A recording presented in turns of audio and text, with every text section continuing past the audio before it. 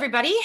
Thank you so much for joining us. My name is Naomi Gracechild, and I am here to facilitate the discussion, Black Art Matters.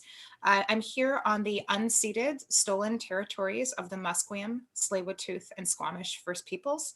I'm really honored to be here and to have the opportunity to chat today with four amazing local artists of African descent that are here living on these territories as well. This, of course, this talk is free for everybody, and we are encouraging people very strongly, very enthusiastically, to make a donation to BIPOC-CA, which is Black Indigenous and People of Color Cultural Association. And if you donate, you will be in receipt of one of these. I'm trying to get it closer to the camera. These nifty little buttons that say Black Arts Matter, so you can let people know that A, that you donated, and B, that Black arts do in fact matter. So we will start by introducing our four panelists today. So we have Khari McClelland, Jason Bempong, Jacky Yenga, and Krystal Paraboo. So I'm going to allow these four artists to introduce themselves. So maybe we'll start with you, Khari. Hello, thank you, Naomi. Thank you to all the people behind the scenes as well who have made this possible. I would say I'm primarily a musical artist. I also do theater work. I also understand myself to be a community arts practitioner, having worked in Canada, the United States, the Caribbean, Uganda, Egypt, and other places. I feel excited to be a part of this, and yeah, understand myself as both an artist and an educator. Thank you. Thanks, Khari. Krystal, you're up.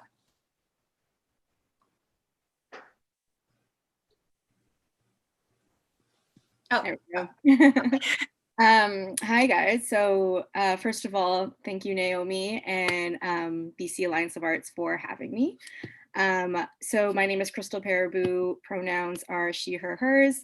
I am a curator, I'm an art historian, and I'm a writer, and I'm grateful to be working on the unceded territories of the Musqueam, Squamish, and Tsleil-Waututh nations.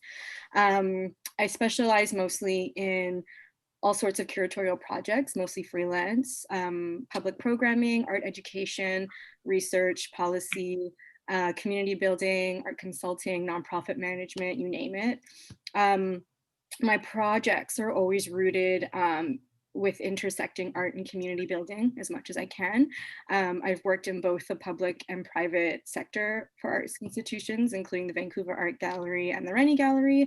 I also have extensive experience in the co-working sector as well, as a community builder.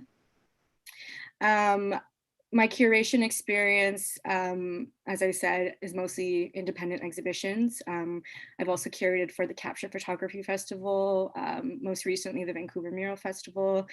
I'm currently the fund lead for a new initiative that has emerged, entitled the Sector Equity for Anti-Racism in the Arts. And it's essentially, we've just launched a fundraiser to raise money for BIPOC artists, BC-based BIPOC artists from arts organizations, essentially holding them accountable for wanting to be more inclusive in their practices. And I also volunteer very regularly with the Hogan's Alley Society.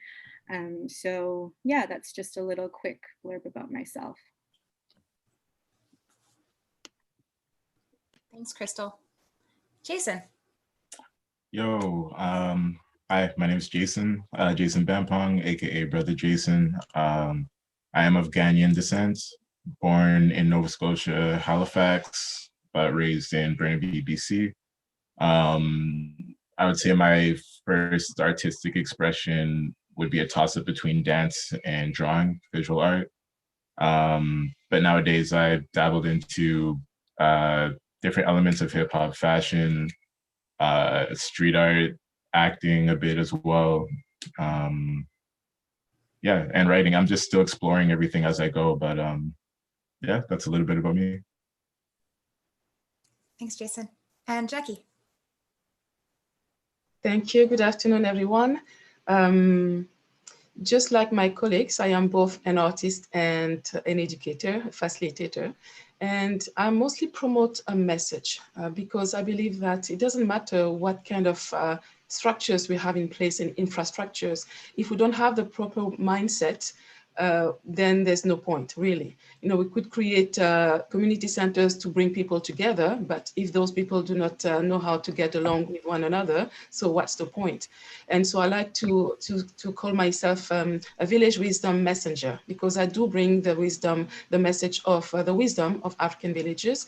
And most importantly, I spread joy and I promote caring as a way of life, really, because that's where we have to begin. And then from that point on, then we can create the infrastructures that are going to support now the fact that we are caring for one another and we want to see everybody basically just thrive and be well, feel accepted, feel included, feel that they belong, all of that. So the arts are a powerful way, a powerful avenue to do just that. And it is also respecting the heritage that I come from, that I teach what I teach the way I teach it. Maybe we'll talk about that a little bit more. So that's in a nutshell who I am. Thanks, Jacky. And in that, I realized I forgot to introduce myself. I don't like talking about myself, so I maybe subconsciously avoided it. I'm a multidisciplinary artist and also an educator. My art practice has been, I guess, historically mainly in music, but also in theater. And these days, I'm more expressive in my visual arts practice. So one of my current projects is I'm doing creating a public archive of portraits of Black Canadian women. Some of those portraits are on display right now at Café de Soleil on Commercial Drive in Vancouver, if anybody wants to go down and take a look. And using that, creating that public archive as a means for public education. I was born here on these territories. My ancestry, my mother's side is European settlers, so Celtic and Eastern European heritage. My father was born in Guyana and moved here in the 70s. My ancestry, even though he is from Guyana, my ancestry, I think, is either Ashanti or Yoruban, West African. Not 100% sure because records are not accurate, but here I am. And yeah, let's get this discussion rolling. Oh yeah, and I'm either she, her, or they, them pronouns, depending. I'm comfortable with both. So one of the reasons that I'm really excited to have this group of the four of you here together is because even though there are common threads that run through your artistic practices, the way that you approach art and the way that you deliver your art or facilitate the delivery of art is quite different. So the first question I'd like to ask is what philosophies are at the root of Afrocentric artistic expression? And then as a second part to that, what role do Black arts play in shaping our cultural landscape? Maybe Krystal, I'll get you to start. Forgetting to unmute Zoom. It happens. Okay, so for me, I think before we approach this question, I think it's important to first deconstruct the perception of Afrocentrism as a monolith and understand the diaspora of Blackness and Blackness as a nuanced identity and experience. Therefore, the philosophies that are influencing this form of artistic expression will also be nuanced as well. In saying that, identity exploration and celebration are what I see as common influences on this practice. And that can be, and again, it's a spectrum. So it's either within the historical context of colonial or pre-colonialism, and that can include exploring connections to ancestry. So you can see this through traditional forms of African textile prints or attempts at reconnecting with lost or unknown ancestry for displaced people of African descent. So, you know, for instance, my relation to Blackness is through my Caribbean identity, which is displaced Blackness. And so, you know, I look at it through I look at that connection to my African ancestry through that lens where it's very disconnected. And so what are the forms of trying to connect to it? And so Rastafarianism, for instance, is something pretty common within the Caribbean culture, or it can even be reclaiming identity within a contemporary context. So whether it's through activism and abstract and conceptual forms of presentation, and you see that a lot with Nina Chanel, Stan Douglas, Hank Willis Thomas, for instance. But then there's also the designing the ideal identity through like an Afrofuturism lens. And so you see that a lot with Quentin Versetti, for instance. So in a nutshell, I think identity exploration and celebration and kind of the spectrum of nuance in that philosophy is definitely a huge influence on Afrocentric art. With that said, though, I think it's important to know that there shouldn't be the expectation for Black art to always present pain and suffering or to be categorized as marginalized art, quote unquote. I think it has the right, regardless of how it's exploring its identity, to take up space and be celebrated. And I think it's valuable enough to be viewed with just as much of a critical lens and in its visual literacy process as Eurocentric art does, essentially. And in doing that, of course, it creates representation for the diaspora of Black communities that exist both in Canada and on a global scale by just allowing it to exist. Thank you. Jacky, would you like to respond to that or add to that, or? I would like to, but I would like to repeat the question again, please. Sure. And these are questions that are just meant to act as a framework. There's so much brilliance in this panel. I don't want my guiding questions to like restrict what it is that you have to bring to the table. I just wanted to make that clear. So the questions that I asked are, what philosophies are at the root of Afrocentric artistic expression? And then the second part to that was, what role do Black arts play in shaping our cultural landscape? Okay, thank you. I'll start with the last part. What role do Black arts play in shaping our cultural landscape? I have to answer from a cultural perspective, from where I come from. I was born in Cameroon. This is my ancestry. This is the place where I do have my identity. And from the perspective of what we call arts, you know, the visual arts and the dancing, the music and all of that, all these things from a traditional perspective, they were not meant to be perceived and to be consumed per se. They were an integral part of everyday life. We were dancing together and singing together, not only as a spiritual practice, but also as a way to bring people together, as a way to heal people's connection to one another. We know that science has proven that what is visible is created by what is invisible. So there's a lot of energy that is being transferred from one person to another when we are together, when we dance together, when we sing together. And so all of that, we take that and we put all of that in the context now where we are consuming art, we are consuming culture and all of that. So it has a very different function then, but the root of it is still the same. We still, you know, when I dance, it's still, for me, it is still a spiritual practice. It's still a way that I have to connect to my ancestors. And it is still a way that I see myself connecting to other people. And I know it works, maybe because I'm sensitive to energy, I'm not sure, but I do know that it works. Whether we see it or not, whether we acknowledge it and accept it or not, it is still happening. So that's one thing.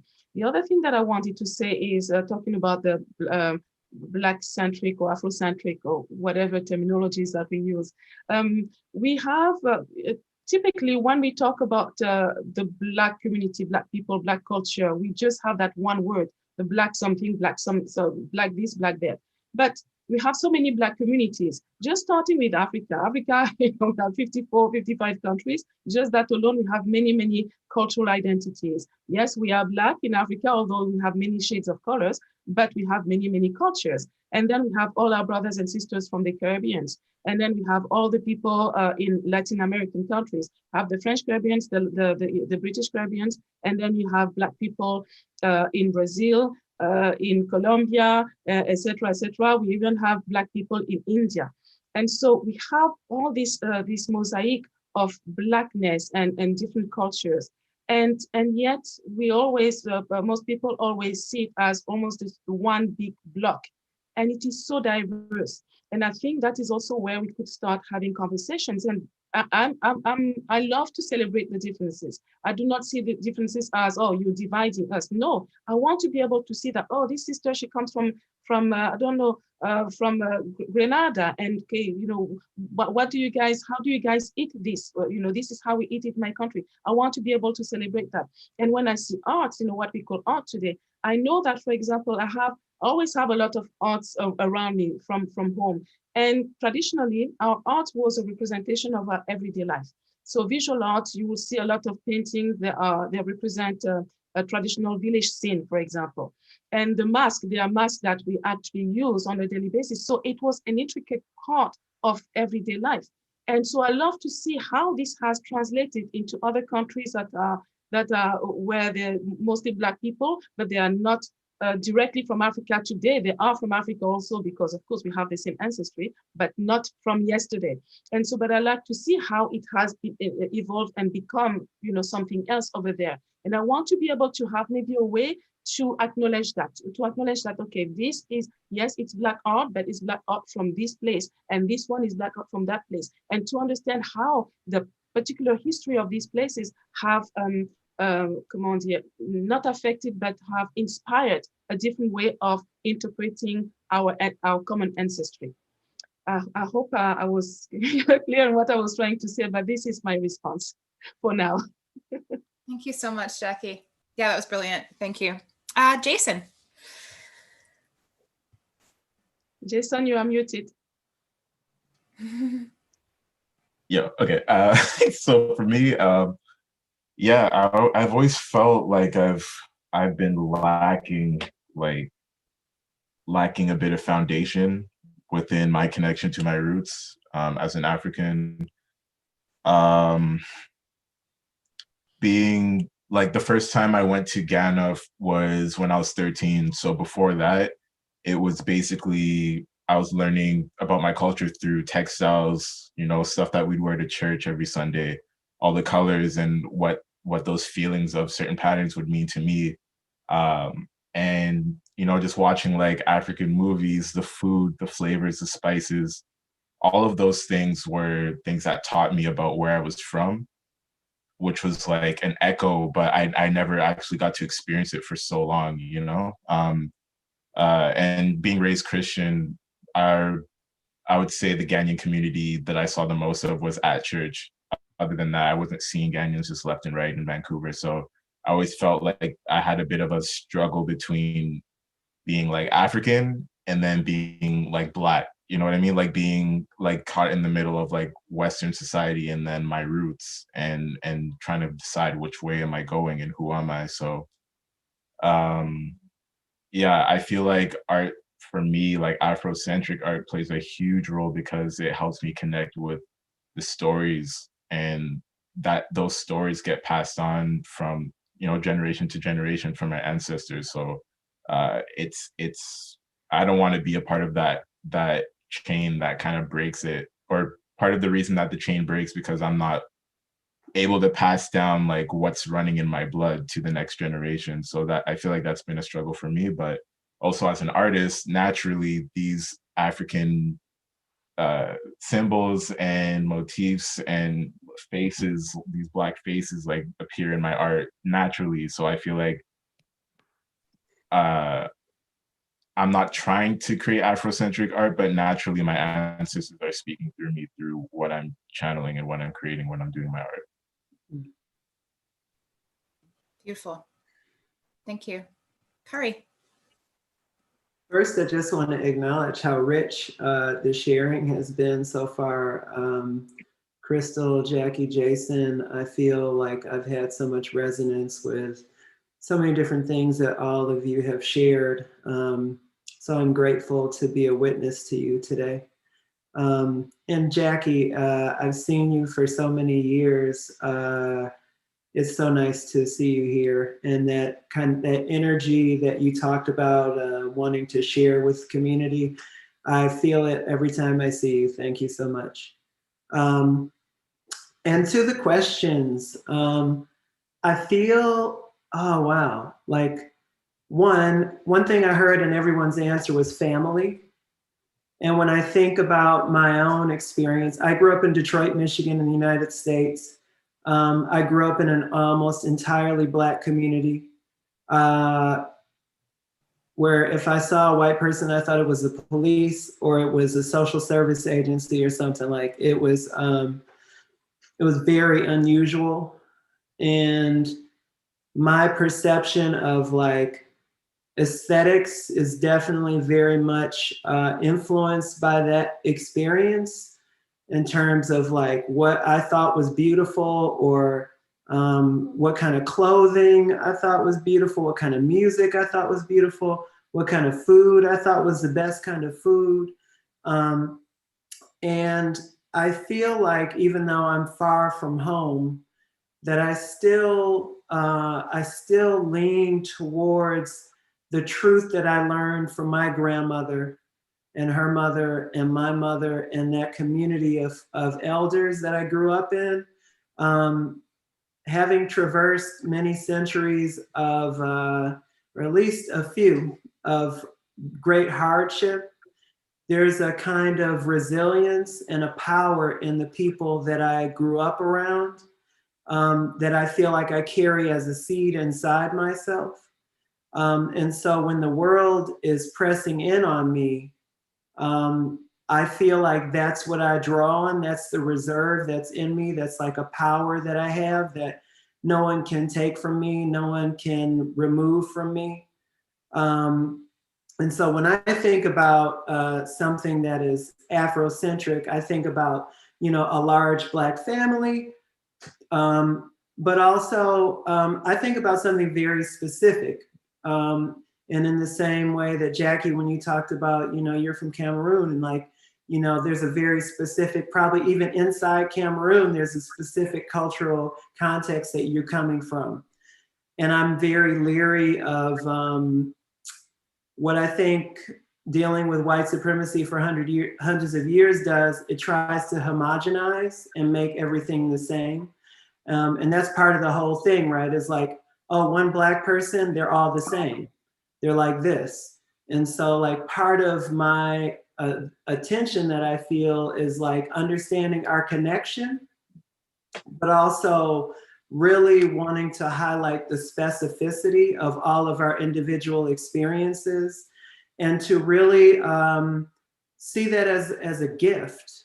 You know, when I go to work, do work with artists and youth in Jamaica, I just think, wow, this is such a beautiful experience. I get to experience this thing very different from how I grew up.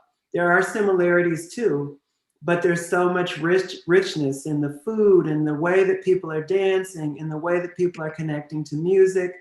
And another thing that I saw in everyone's sharing was also spirituality, how people are expressing their connection to the divine, to what is not seen. For some people, that's church. For some people, that's connecting to ancestors, different things. But I feel like that's also an understanding that I carry with me. And I feel like also when we think about like how does Black art and culture shape the cultural landscape, I feel like when we try to separate like how or like, I feel like basically there is no separation. Like so much of our world that we see around us is influenced by the experience of Africans on this planet for many hundreds of years. That even in places where we don't think it exists, it's actually influencing our cultural landscape. And you know, I even look at my neighborhood, which on the face of it, if you looked at the neighborhood, I live in a neighborhood called Strathcona. At one time it was called the East End. It's also been called Hogan's Alley. And I look at the neighborhood that I live in and I know that there's a Black history that exists in this neighborhood and in this community. And on the face of it, you might not see it, but when I actually speak to people who've lived here for a long time, Black and otherwise, they're always reflecting to me all of these touchstones, the different houses and the different buildings and the different institutions that were here, so that even when it feels like there's no Black huge population, the idea that Black people have influenced the culture of this space is absolutely true and continues to be true. And that's on a micro scale, but that's also absolutely true on a global scale, that like when I go to Egypt and I meet young kids, they want to rap. Like, you know, they want to talk to me about rap, and they want to talk to me about hip hop dance and break dancing and stuff like that. And like, I'm very aware that at a small scale, but also at a large scale, the people of African descent have influenced the world over many, many, many times. So that's what I have to share. Thank you. Thank you, Khari. I also live in that same neighborhood, Hogan's Alley / Strathcona / the East End, whatever you want to call it. There's a beautiful mural on the side of a building called Nora Hendricks Place. It's on the corner of Gore and Union. The artist, Edgewa, I don't remember her last name, but the mural on the side is remembering Hogan's Alley, and I'm lucky enough to she created a print for me because I just love the painting, so I love the mural so much. So if anybody is lives here in this city, if you want to drive by and take a look at it, one of the things that I really love about it is that there are young people that are creating art in the foreground, and in the background you see the ancestors and the people that, the ancestors, people who came before, also creating art with them from the ancestral plane. So it's just really beautiful. A really, really beautiful piece. And I think that visually it speaks a lot to what you were just talking about, Khari. So I guess we're going to lead into taking some questions from the chat. So for those of you who are just joining us, my name is Naomi. I'm joined today by Khari, Krystal, Jacky, and Jason. And we are talking about Black arts, Afrocentric arts, art of the African diaspora here on this territory. And we are all on the territories of the Musqueam, Tsleil-Waututh, and Squamish First Nations. We are talking, we're talking about Black art, about the idea of like what is Afrocentric art, how can that be defined, and what its function is. So another thing too is we're encouraging folks who are here in this talk, who are viewing this talk, to please donate to BIPOC CA. That's the Black, Indigenous, and People of Color Cultural Association. And I made these with my own hands. So we've got buttons. If you send a donation and send in your receipt to Joyce at the BC Alliance for Arts and Culture, you'll get one of these buttons. I don't know how well you can see it here on this camera, because I think it's getting a lot of, here we go. If I do that, you can see a little bit better. So I use the letters are 3 different kinds of fabric. So we've got kitenge, mud cloth, and kente fabric in the letters. So please donate generously. Let's move on with a question. So the next question I'm gonna ask is, how has the recent rise in consciousness about racial inequity impacted your art practice? I think that's a really important thing to talk about, because a number of arts organizations are coming out with equity statements, diversity statements, anti-racism statements, et cetera, et cetera. And the conversation, it feels like, from what I've observed anyway, it seems to be a lot of these statements and saying that we need to do better, and not so much input from the artists who this recent revelation is impacting. So I'd love to hear from you four. How has the recent rise in consciousness about racial inequity impacted your art practice? Let's go in the opposite order. Maybe we'll give you a little bit of a break, Khari, because you just spoke. So we'll start with Jason. Oh, there we go. That's a good question.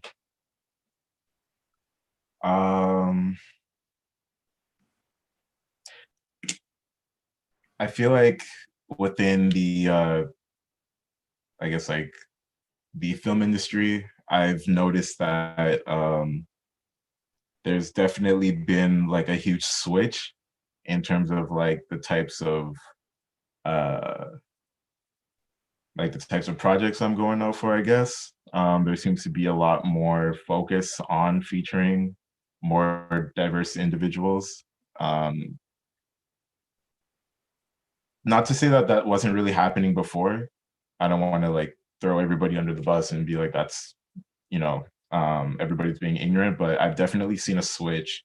And to me, I love the opportunities, obviously, but it kind of makes you like sit back and think a little bit, like, why though? Like, why is this happening now? Why wasn't this should be a regular thing? Like,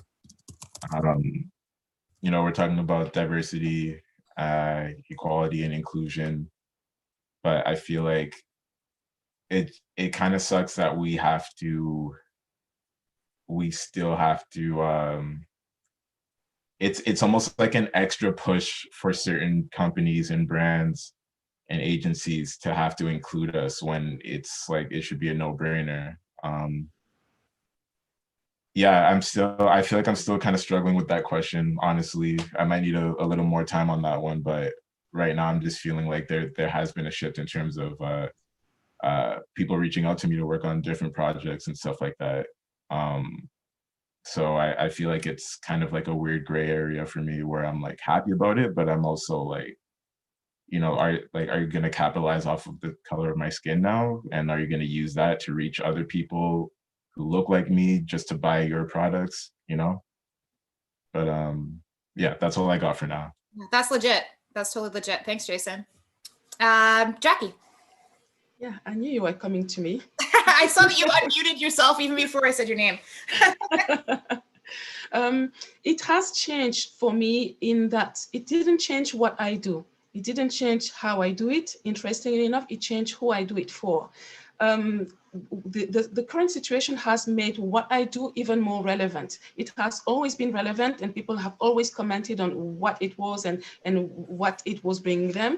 But you know how we are as human beings, you know, as much as we know that, okay, this is something that I need, until there's a crisis sometimes, we don't make an effort to actually get that. So I've always been teaching, you know, sharing and the music, the drumming and the dancing, the songs and all of those things, those traditional practices, in a way to heal, again, to heal and to bring people together. And I've always wanted to be able to do that also for my Black community. I love to teach everyone because, you know, our practices are all about friendship. It's about making peace and creating friendships and living in harmony between, creating harmony between our human, natural, and spiritual community. So I cannot create peace if I am closing the door to half the population. It's not possible.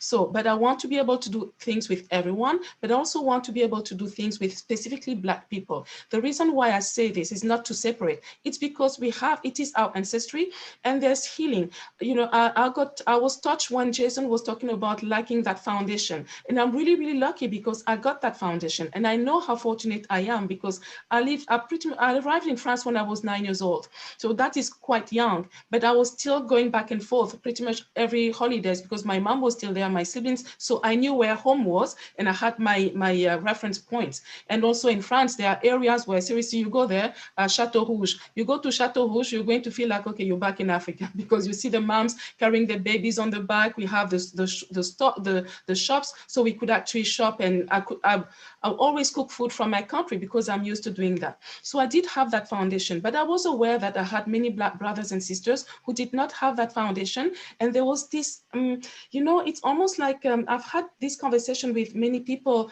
people originally from Africa, but who might have grown up in Western countries or they were born there and they did not have a strong connection to the motherland. And there was that awareness of the fact that, yes, I may be, let's say in France, because it's a little bit, I find it a little bit different in Canada until to a certain point, of course, but let's say in France.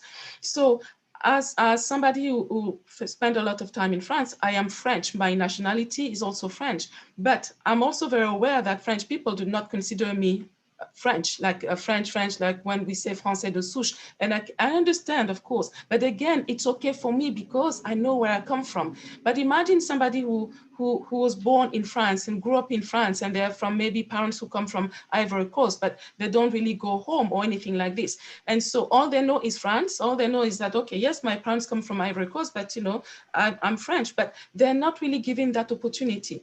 And so at some point there comes, France it's an example, but it's close enough to Africa that, and we have enough African people and enough variety that we can actually live our own culture of origin. But now when we are in North America, we have all these other aspects of Blackness, you know, because you have the African Americans and the African Canadians, etc., etc. And you have all this pool of people who did not grow up with that foundation. And so this crisis has changed that for me, is that I am now teaching. I have two programs going. One is for women, Moriko, and that one, it's fascinating because the day I launched it, you know, that evening I had 16 people register, and before within 4 days we have 30. Right now we have 60 women who are signed up to that program. And the difference for me is this, because I've been teaching in Vancouver for many years. And again, I've always been teaching to everyone.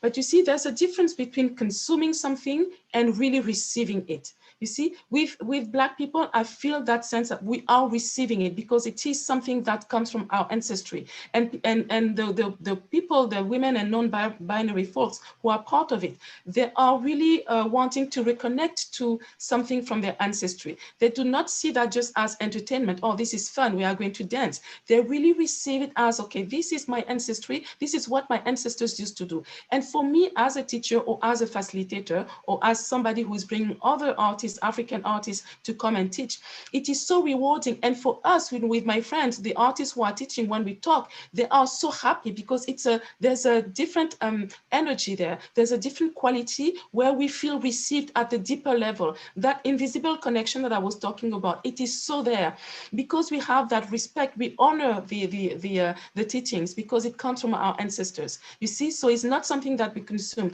I'm not saying that, you know, what white person cannot appreciate what this is, but you know, from my experience, and again, I've been doing this for long enough. You know, I've been teaching for almost 20 years now. As I've been here for 20 years. I've been teaching for almost this whole time.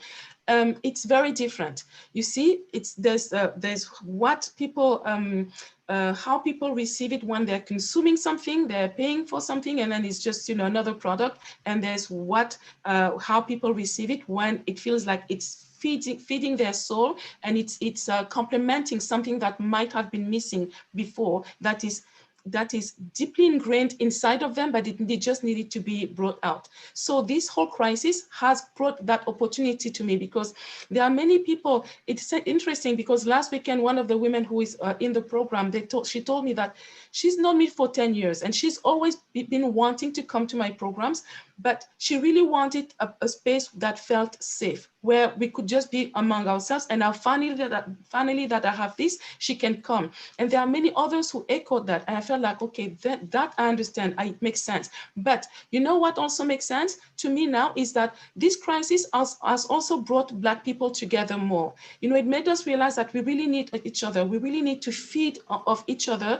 and we really need to come in a different way. Not because, again, we want to push anybody away. We just want to take care of each other because we understand each other, and we don't have to how do you say that? We don't have to censor ourselves. You know, we can actually just completely talk freely, and we don't have to explain who we are and justify who we are and what we do. So I know it was a long answer, but as you can tell, I'm very passionate about this and I can talk for hours. So thank you for listening. Thank you so much, Jackie, for dropping that wisdom on us. Yeah, very appreciated. Krystal. For me, the impact has kind of been twofold. So on a more personal note, as a curator who tends to occupy predominantly white spaces, I've seen that there's kind of been a shift in respect. So I've experienced a lot of covert forms of racism in the workplace. And now there's like a certain respect with my presence. So like more acknowledgements, more space for my voice. I've kind of had experiences where, you know, I've been told not to wear my natural hair, for instance, because it doesn't look professional, or, you know, just little subtle microaggressions like that. And I feel like now no one would dare ever tell me something like that. And there's just that fundamental respect that's there. And I feel that. You know, there's even been organizations that I've departed, and, you know, on my way out, like I call them out and I tell them ways that they can improve. And, you know, there's no acknowledgement. And then now those same organizations have turned over their boards completely and have actually started to implement these things. And so, yeah, there's just kind of that respect there. But when it comes to art on more of a consumer / community standpoint, I feel like viewers are now more eager to hear and support my more diverse stories through art. And in a way, it's refreshing because it's something that personally I've been trying to provide visibility to for years through my work, through my curation. So the fact that my job is being made easier in a way is pretty exciting, because I can now focus solely on the execution of projects, as opposed to first trying to fight for proving the worth of the artists, the causes, why Black stories matter, et cetera, et cetera. And I can just go straight to the execution process, which is great. But then even conversations are being more complex and elevated, which again, it's both frustrating, but also I'm grateful for it, because we're no longer stuck at the bottom where, again, we're just trying to prove the existence and trying to fight for space. But now that we're sort of being given it, we can now kind of elevate those conversations. So, and that's, you know, like within BC, for instance, you know, it's like Black communities are finally being acknowledged as people who are a marginalized group. And it could be argued that that wasn't the case before. And, you know, it's not even just against whiteness, but even within other immigrant communities, even within Indigenous communities, it's having to kind of prove kind of why Black history and Black Canadians need space within the art world, and fighting for that space, because we're so used to just being dismissed and erased, and they can get away with it because of the lack of consciousness that was implemented before. So yeah, that's kind of the twofold that I've been seeing. If I may, I have a question for Krystal, please, just to clarify something that you just said, Krystal, because you mentioned you sense more respect, and you gave that example with your hair, but you said today nobody will dare say the same things, suggest to you that you shouldn't wear your hair natural. Do you really think that it's respect? Because it's, you know, it may be, or it may not be. As I said, you know, nobody will dare because they know that today wouldn't be acceptable, but it doesn't necessarily mean that there's more respect. For sure. I think within some colleagues, maybe respect isn't necessarily the right word, but I think it's either fear or respect, I would say.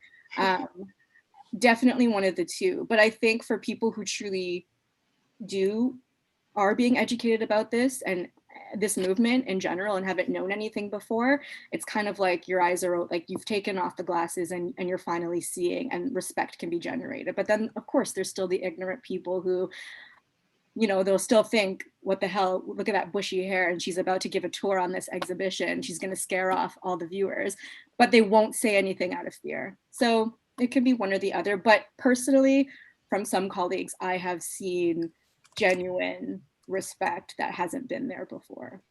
Okay. Thank you. Thanks for clarifying. Khari, you're up.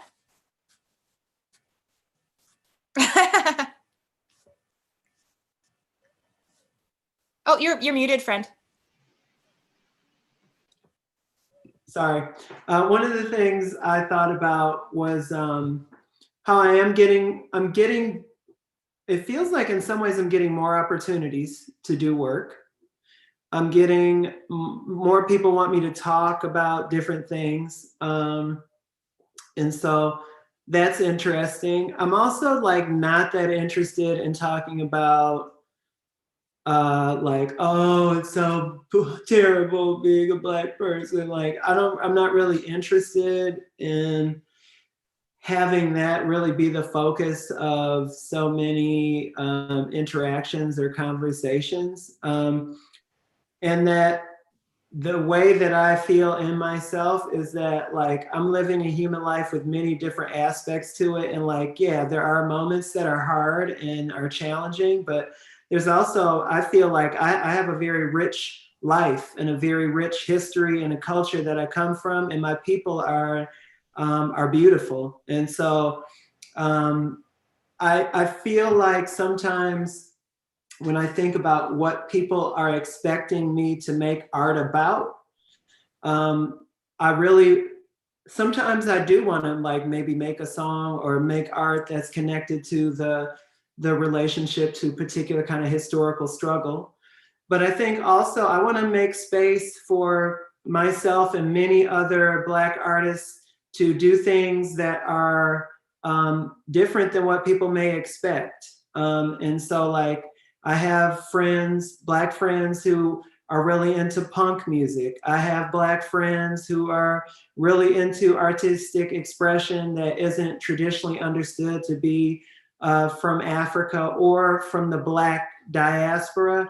And I guess I hope that both in terms of subject and in terms of the genres that people are creating, that it's not driven by the white gaze, that it's not driven by a real desire to source pain and disturbance in Black individuals, but that it actually could be a reflection of joy or any other kind of feeling that people are feeling, and their own curiosity, their own sense of joy, what makes them feel more connected, more alive, and more able to be fully human. That's what I want Black people to be able to do. And I do think sometimes because of the current moments that there can be a real focus on Black people creating art that is speaking directly to like Breonna Taylor or someone else who's been harmed by the police, that there may be a feeling like, oh, you gotta do a song that's about that specific thing. And I guess I just wanna, like, I think that's great. If people feel inspired to do that, that's fantastic. And I just really want there to be a place for Black people, young and old, to be able to do what is going to feed their soul and make them feel good and healthy, and so that they can show up for themselves and their families and communities in a good way. Thanks, Khari. I'm just looking at the time and I see that, like, you know, in true fashion, I know that for me, I always run a little bit beyond over time, but I also think it's just important to hold space for what needs to be said when it needs to be said. And I just want to thank all four of you once again for taking time out of your afternoon to be here and to share your brilliance and your wisdom and your perspectives. So one of the things that I really wanted to do in this talk was to present calls for action and direction. And I see a lot of times in their panel discussions like this, the question is like, you know, is asking to prove your, prove your oppression, prove discrimination. And then that's where the, it seems that that's often where the conversation is focused rather than having actual tangible action items. And I think that a lot of white-led arts and culture organizations are now feeling a responsibility or seeing the responsibility to, since they are holding institutional power, to be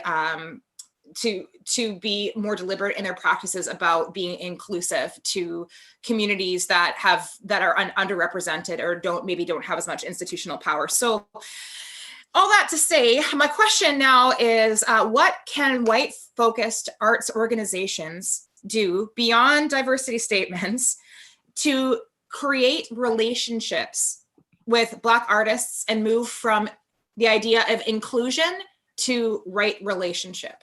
And I just want to really make it clear that those two ideas, the idea of inclusion and the idea of relationship, are often used interchangeably, but they are not the same thing. So Krystal, I'm gonna have you start if you would. Yeah, sure. So, okay, for me, I think there needs to first be a commitment to an authentic, comprehensive discourse and understanding of Black artists as humans first. So, and that independent of white guilt or any morality-based approaches. Jacky, you kind of mentioned earlier, you know, certain African art objects kind of being seen by consumers as like something to be collected, or as dubbed as art, where essentially in its authentic generation, it was just an essential material that comes out of culture. And I think if you go to the root of why that is, it's the idea of considering any Afrocentric art as primitive art. Like in the art world, literally art historians call anything made from African people as primitive art. Picasso stole so much from African culture, and when he mimicked that in his own work, it was dubbed primitive art. And so I think, and why is that, is why we need to go to that. And again, it's the dehumanization of Black people. So I think when you first start to see Black artists as humans, like genuinely by trying to understand their way of life, their history, the culture, all of that, that's step one. And then simultaneously, there needs to be an understanding of white supremacy is beyond a textbook definition, and begin to analyze how white supremacy functions in your everyday life. So especially when you're analyzing the art world, it's important to understand how historically white-centric the art world is, and how that affects Black artists' abilities to participate in a manner that is both impactful and authentic. So white-focused organizations need to depart from traditional curatorial practices and executive leadership that is all white. White organizations or white artists that display Black bodies, that's not a diverse approach to curation. Like a truly inclusive lens consists of sharing power with Black creatives, with Black leaders. So you need to hire in permanent positions with equal salaries Black curators who can lead that work. And that doesn't mean that you can't be a part of that work, or that you need, because you need to be actively and continuously developing your understanding of Black artists and sharing your resources to ensure that they are successful, but you are not spearheading the conception and decision-making process. And the reason I have to emphasize the permanent positions part for Black arts leaders is because merely hiring them for specific small projects is a form of tokenism, and it's not truly sharing your white-centric power. You need Black representation on your board of directors. Once you've hired them and they are present, you need to just ensure that you are seeking more Black arts leaders and artists on a continual basis. It's not just a one-time check mark. This needs to be ongoing and ingrained in your ethos. And it will only strengthen the quality of your arts organization. And so you have to fundamentally believe that before you start executing that. And you know, from my experience, especially with smaller arts organizations, it's so easy to use the excuse of, oh, you know, budget, we can't afford to do this, we can't afford to do that. But, you know, you manage to secure your own salary. So you'll be able to shift priorities around to ensure that this is a permanent budget line as well. And, you know, starting this process may seem a bit overwhelming in the beginning, but this is what true allyship looks like. And that's sharing the power. And all it starts with is actively setting up meetings and doing your research. There's 4 people here right now, 5 people who can be the gateway to more communities. And again, like so many people are surprised that there are Black curators and Black artists in BC, which to me is such a joke. And, you know, this is where it starts. Start setting up the meetings and get that budget line there. Thanks, Krystal. I agree with that all of it. All of it. Khari. One, Krystal, I really hope that we can collaborate at some point in the future. I've got a project that I think would be awesome. Just wanted to put that into the air. But also, I just want to, I guess, reiterate, support Black artists emerging, mid-career, late career, and also, I guess, a thing that I really feel that is missing for a lot of Black artists is just having the opportunity to be in relationship and community with other Black artists. And so if I were to ask art institutions to help with something, part of what I would say is like create an opportunity for Black people to form community and to learn about each other, learn who each other is, and that be multiple generational, that it be an opportunity for healthy community to be formed. That's something that I think could be a very useful thing. And I'll just share a very, very quick anecdote. And it's related to Denise Reagan, who ran a choir or an a cappella group called Sweet Honey in the Rock. And she says, you know, it's about the song, but not really. It's actually about the singing, and it's not even actually just about the singing. What it's actually about is community. And that's why we make the song in the first place, is because it helps to heal us and to grow us. And there's nothing that's higher than that. And so I hope that art institutions, and it's the opposite of this kind of commodity driven art, is actually about community. And like, if we are creating arts opportunities or art at all, let it be in service to community. Let it not be in service to commerce and commodities. Let it be so that we can all do all the healing we need to do, so that we can all be healthy, generative human beings that can love one another better. I had to mute myself because I was like, yes, in the background. I didn't want to cut into what you're saying, Khari, but thank you so much for sharing that. That, like, I got goosebumps because that just felt in like every fiber of my being, just so true, that art is a very powerful medicine, and in service, art in service of community, not in service of commerce. 100%. Jason. Beautifully said, Krystal and Khari. To piggyback off of what you guys were saying, I feel like within film and television, I think, Krystal, you mentioned the token, like, let's get the token Black guy, let's get this one person just to make it, feel well-rounded, when it's really not. I feel like the perpetuating of like having 3 white friends and then 1 Korean and then 1 Black person, like that needs to stop, because that's just perpetuating this image that, like, I feel like that's not real life. Maybe it is for some people. Some people are like, oh, I got 1 Black friend, but like, we see these images all the time. We're always kind of like the second thought, it's felt like, at least for me. So with this revolution right now, and we're kind of being able to have that step to be on the same platform with everyone, and not just for Black people, but all other minorities who are going through everything we're going through, pretty much. I just feel like, the whole thing where you're just including Black people or any other race just because it makes you feel better needs to stop. It needs to come from a genuine place. And what Khari was saying about community was so important, because we are, the next generation is seeing what the media puts out, and then that's what is reflected within our communities and our households and stuff like that too. So I feel like that just needs to change, honestly.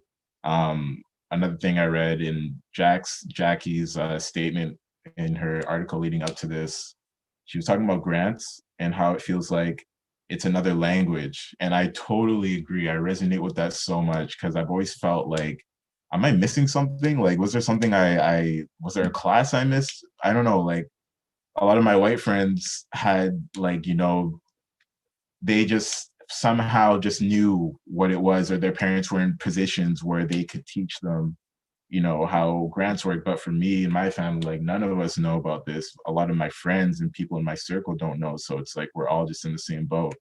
So I feel like us taking up that I mean, it should be common knowledge But I feel like we need to step up and also educate ourselves so that we can do that for the next generation as well. I know it's like a big shift where we're realizing that we don't know these things. So I think now is the time to really, at least for me, to step it up a little bit and be able to educate myself a bit more, and so that, you know, that knowledge can be turned into power, but not power to rule over anybody, but power to share it so that we're all on the same playing field, I guess. But other than that, I feel like Krystal and Khari, you guys summed it up really well when you spoke about community and avoiding that sort of token aspect of having us included just because, when it should really be a community.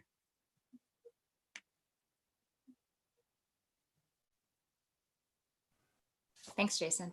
Jacky, you're up, and then we're going to take a couple of questions that we have from the floor. Yeah. Okay, thank you. I so agree with everything, like every single word that has been said. You know, both Krystal and Khari, you put it so well together, and then Jason that wrapped up everything.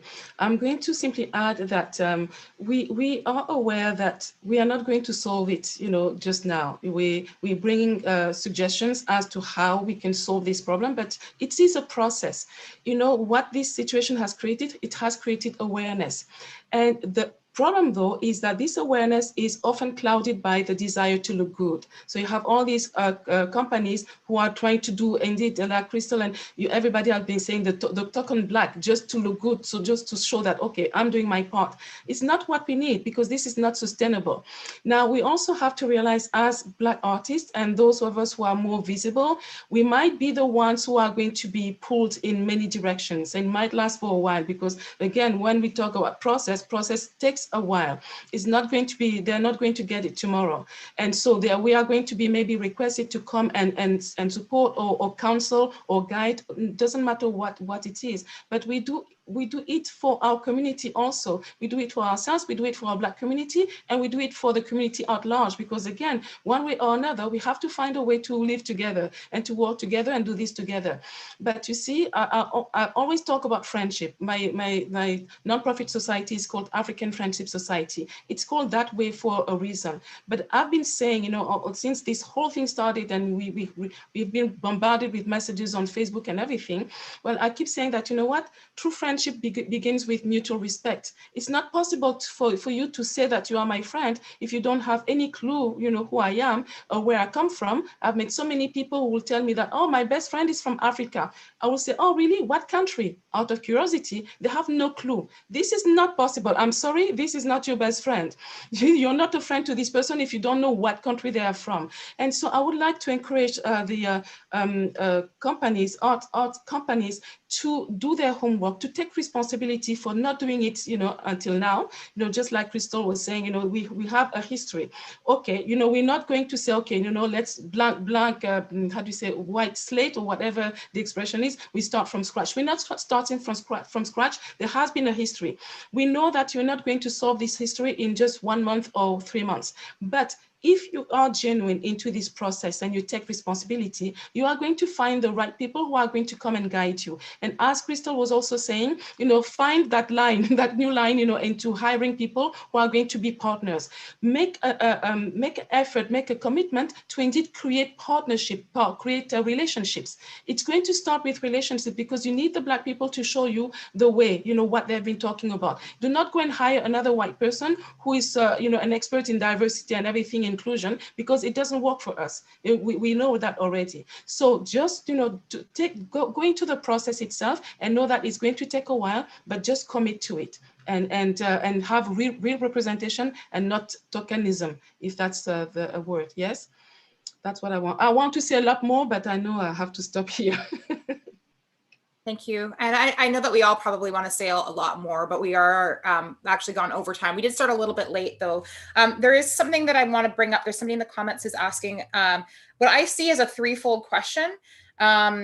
So the first part was, is Vancouver and the rest of Canada ready to receive Black art and the history of Black people and their contribution to the country? The second part of that question was about Hogan's Alley. So what happened to Hogan's Alley? Why does it not thrive? And then the third part of that question is, I'm paraphrasing here just for sake of time, is essentially saying, why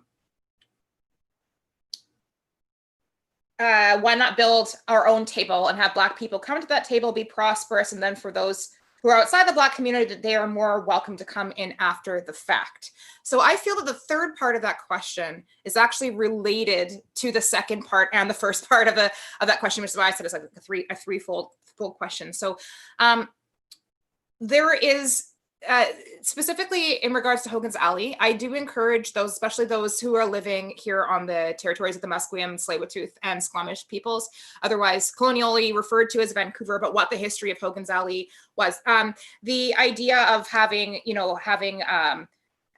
building our own table, being prosperous, that's been attempted a number of times. And the fact is that systemically and systematically, those resources, those communities have been destroyed or systematically just destroyed by white supremacist systems.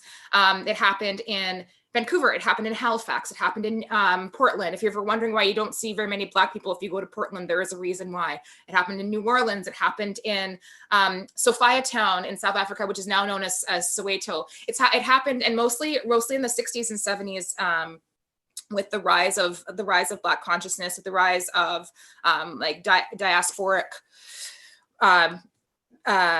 movements, and usually the way that a lot of that happened is in the name of urban renewal. But I mean, I could go on and on and on about this, but essentially what I want to say is that it's not that we as a Black community, or Black communities, however you want to call it, have not attempted to do this. It's that every time that this is attempted, then that is displaced. So I think that's a really important piece to take a look at. It's not that we don't have the skills. It's not that we don't have the brilliance. It's not that we don't have the fortitude. It's not that we don't have the work ethic. It's that when these things are attempted, the threat of, I guess, the threat of power is then is quickly squelched. I think that really needs to be acknowledged in order to understand how we need to move forward. And there needs to be that acknowledgement that historically that has happened. I also, sorry, Krystal, I know you've heard me go off about this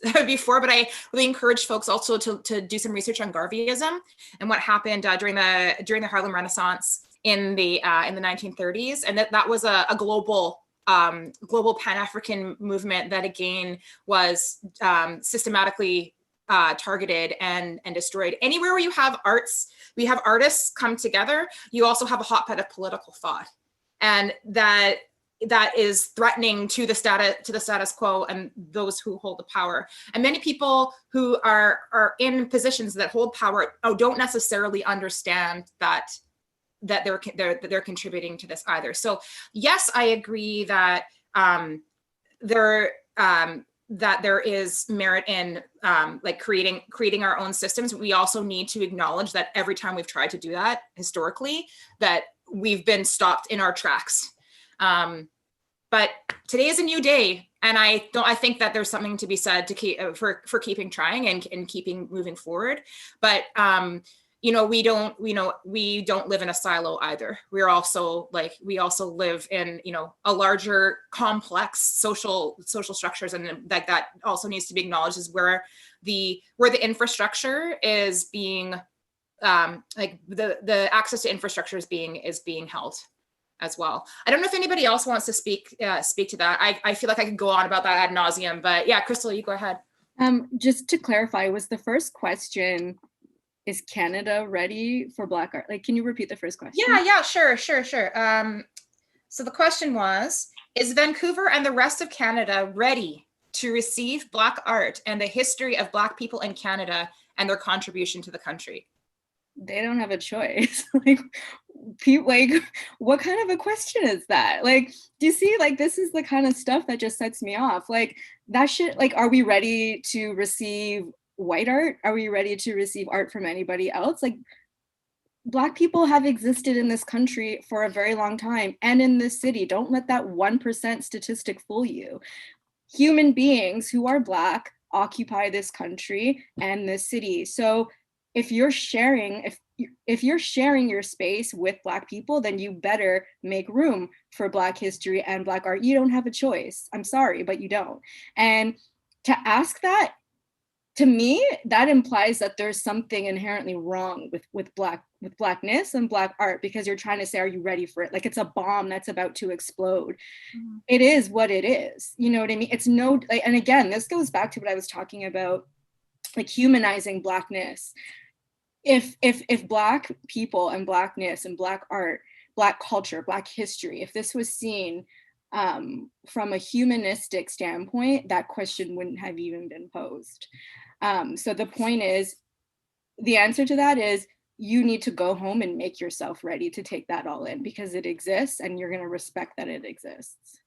To speak to the Hogan's Alley part, for the Vancouver Mural Festival, as you know, Naomi, one of the murals that I curated was actually a mural for Hogan's Alley, telling the story. It's on the, I believe, the west side of the viaduct on Main and Union.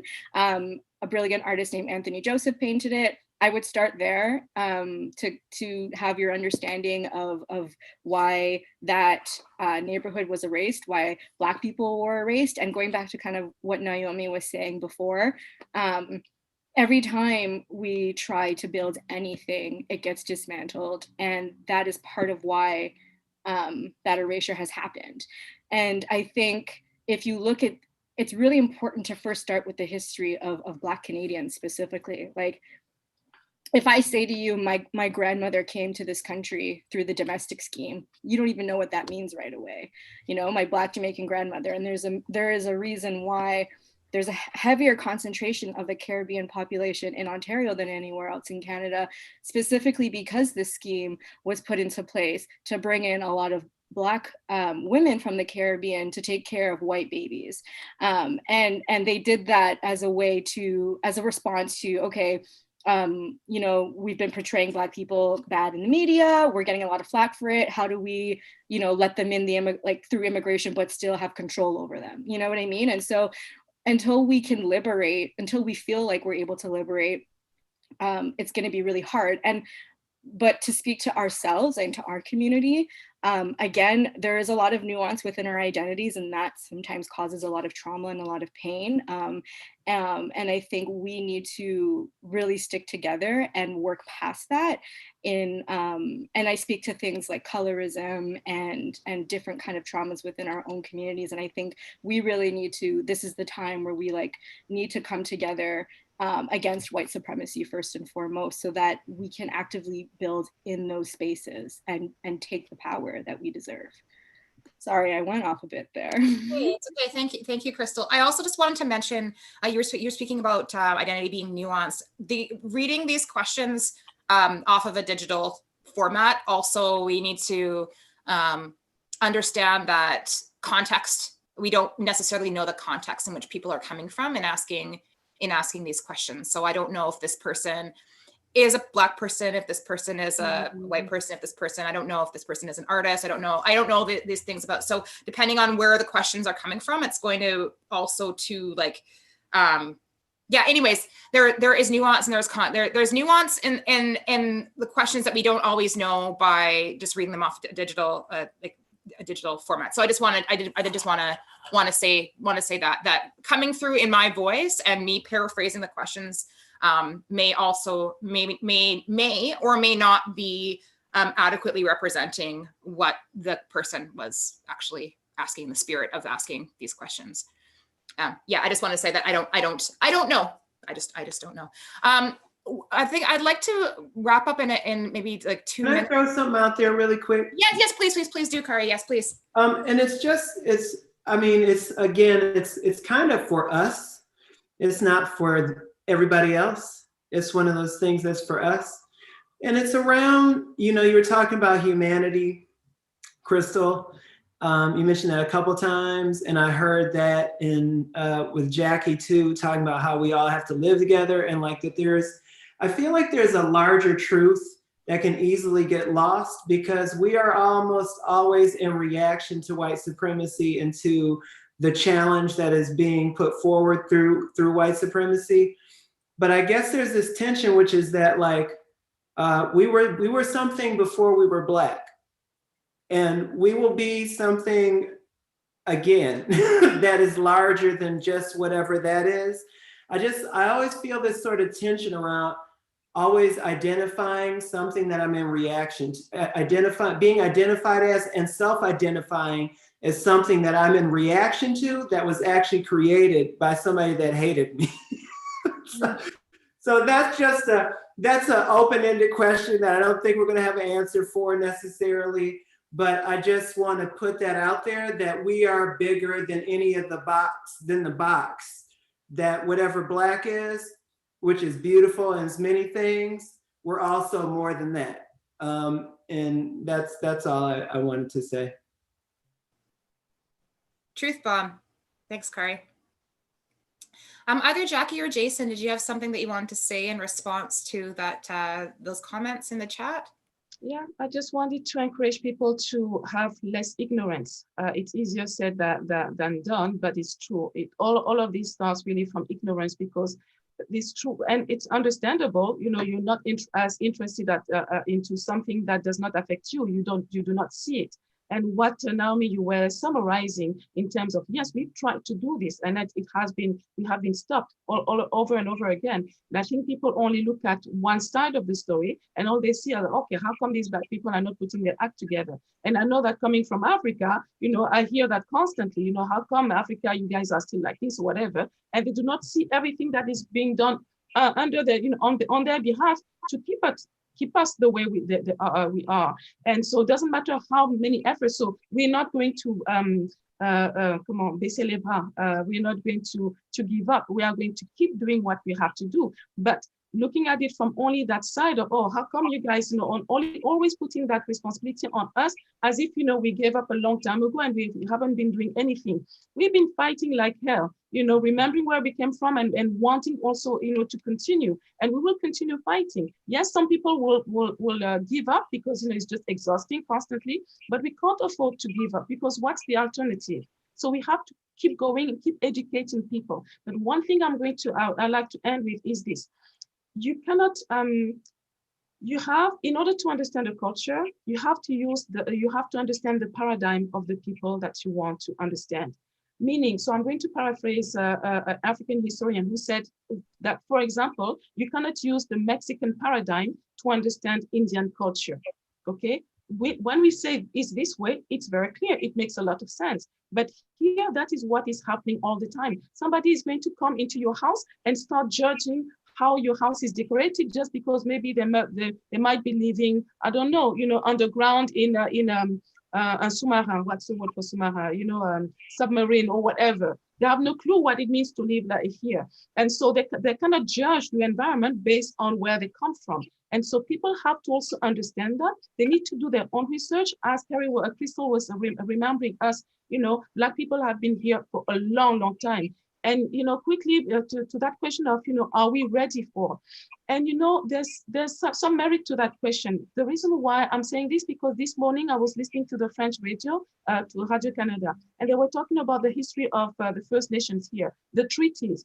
I was so horrified that a lot of things that I already know, but what they were talking about, I could not even fathom. And I realized that there's so much more that I could find out if I go and dig. And I think it's the same for white people. If they start digging into the history of Black people, they might not be ready to really see the atrocities that have been done. You see what I mean? And so there's something to say about that, but little by little. But I think that the moment they are willing to be less ignorant, they are willing to become real friends, they are going to go and look and find their own answers. So I will encourage people to do just that. Go look. Don't keep just asking your Black friends. Sorry, we're exhausted. You know, things that you cannot know, serious things that you can go and find out for yourself. Go find, and then come and ask me maybe some clarifications. But don't come and expect me to be your encyclopedia. This is ridiculous. We are tired, you see. So we have to say that too. Thank you. I'm done. Thanks, Jacky. I didn't realize that I wasn't muted, so I hope that my big clap didn't block out what you were saying. But yes, 100% agreed. I'm telling people like you know, you have the Library of Alexandria in your pocket. Don't come to me with your like base level questions. A friend of mine said, don't be basic, do the basics. And there's, you know, we can't really have a real conversation without, you know, unless you have like a rudimentary level of knowledge, and that is all in your pocket. In your pocket. Yeah. Jason, did you have anything that you wanted to comment on? Honestly, I feel like everybody summed it up very nicely. Just my thing with the first part of the question is like, there's nothing to get. I don't think there's anything to get ready for. The art's already out there. We're creating beautiful Black art, and it's up to you personally, on a personal level, how deep you want to dig. So, but yeah, I feel like everybody else summed it up beautifully. Great. Thank you so much. And thank you for those of you who've stuck with us to the end of this conversation. I know that we went way over time, but as I said, I really feel that it's important to give as much time as is needed to say what needs to be said. And yeah, like time and appointments and all that kind of stuff is a colonial construct, for better or for worse.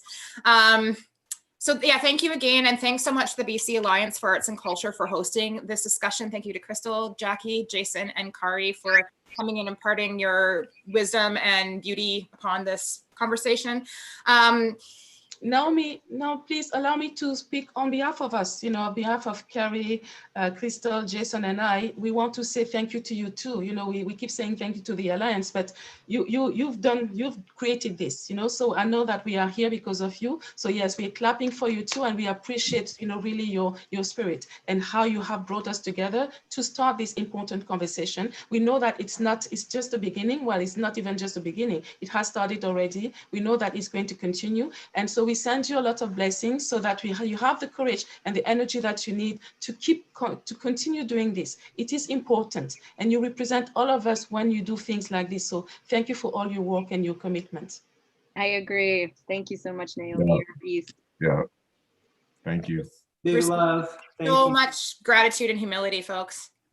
Yeah, I feel it's a real honor to be in this position and have access to be able to host these kinds of conversations. So I'm more than happy to bring you in to showcase like what the amazing things that you've been doing for the community and for all of us. Art is so important, and yeah, thank you also to you and your contributions. And I want to just like to promote my buttons again. So folks, if you want to see Black and Indigenous art that can continue here, then please continue to support Black artists, support Indigenous artists, support artists of color. The BIPOC CA, so Black Indigenous People of Color Cultural Association, that is their mandate, and they are Black and Indigenous run arts nonprofit. So if you donate and you send in your receipt to Joyce at the Alliance, I will send you one of my beautiful little homemade buttons. Hopefully there'll be a conversation starter for you to have those conversations with people in your professional and social circles. So thank you once again. So much gratitude.